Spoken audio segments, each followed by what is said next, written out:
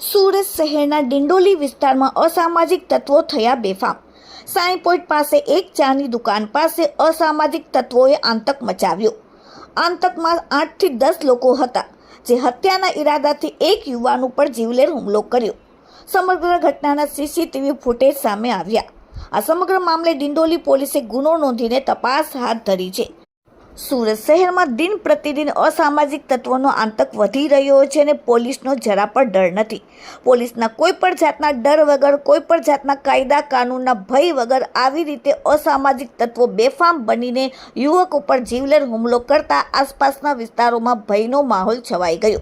Bureau report, daily India TV, Surat.